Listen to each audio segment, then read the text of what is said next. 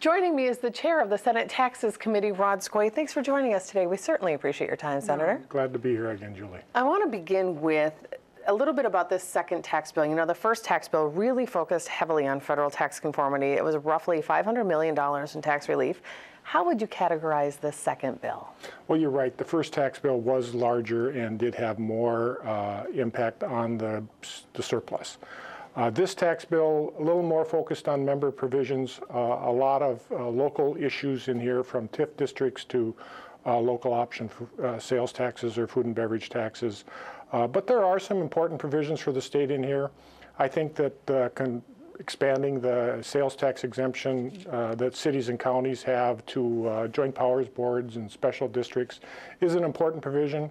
I also think that the effort that we're doing with regard to county program aid and AIS prevention is an important provision in the bill. Something I think a lot of parents will want to know more about is a provision that includes, there's a tax credit for certain kinds of tutoring. This is more than $11 million in upfront money. What's it intended to do? It's a one-year program, and this is really one of the only programs that we have that should or could be construed as an ongoing effort, but we're doing it more as a pilot project to see how the impact is.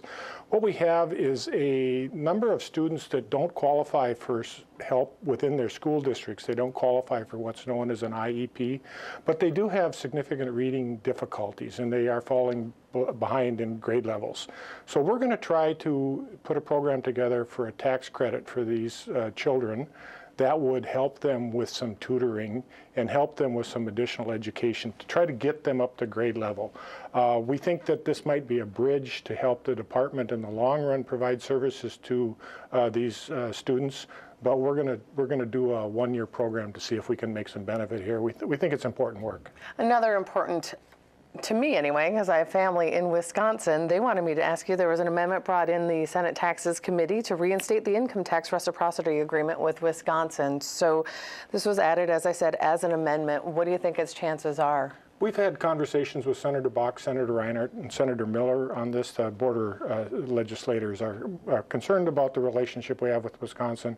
If you look back, Governor Pawlenty undid the reciprocity agreement because Wisconsin wasn't paying their fair share. We're still in negotiations. We've had conversations with Commissioner Franz about these negotiations.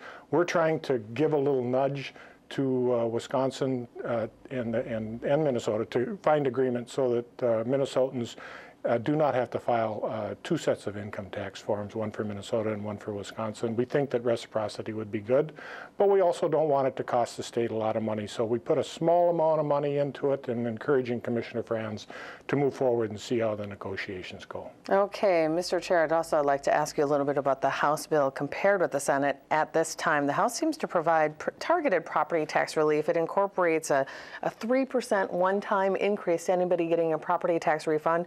It allocates roughly $45 million in property tax relief in 2014. How does your bill address property tax relief? Well, we think that the sales tax exemption for jurisdictions that have levy authority is property tax relief, because that will be dollars that you don't have to raise with local property taxes. It is ongoing. I view property tax relief more as an ongoing issue, and one-time money, people might get a check or a little relief for 1 year, but the next year the taxes are going to bounce back up again, and so I would just as soon see the property tax relief ongoing as opposed to one time. Let's talk a little bit about the bigger picture. Two tax bills in one session, a short session to begin with. So obviously a heavy workload for you. How did you go into this, and how did you navigate all of the special interests and the important messaging that you and your caucus wanted to do? Well, you know, it has been busy this year, but you know, it's good to be busy, and we like having all this activity going on with regard to the tax area. It has been a shorter time period to have this amount of work done, but my goal, and I think that the message that I'd like to send to Minnesotans, is that we're going to have a smooth end of session. We are getting a lot done in a short amount of time. I think that when you compare where we are today with what has happened in the past, that having surpluses are better than having deficits. And I really think that Minnesotans want government to work, and we're demonstrating that we can work together and provide resolution to issues that Minnesotans have, such as conformity, such as other things that we are addressing in the tax bill.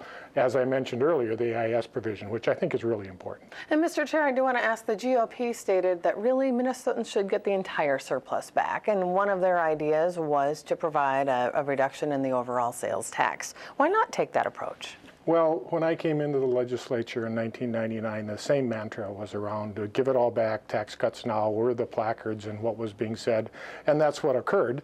And we just spent a decade or more bouncing from one deficit to the next, going from unallotments and other financial gimmicks to balanced budgets, such as borrowing from our schools. I don't think that's what we should do. I don't think we should return to that. Hence, in the first tax bill, we had a significant effort to put some more money into the reserves. We had a significant effort to put a mechanism in place to provide dollars into our rainy day fund. And I think that's much more fiscally responsible, and hence the message for budget stability, I think, is what we're trying to tell Minnesotans. My final question for you, Mr. Chair, is are you happy with these two bills, or is there something that you really think is lacking? Well, I'm pretty happy with the bills, but as with all legislation, nothing's ever perfect in this world. And as I've told my colleagues on other issues before the legislature, don't let the perfect stand in the way of the doable.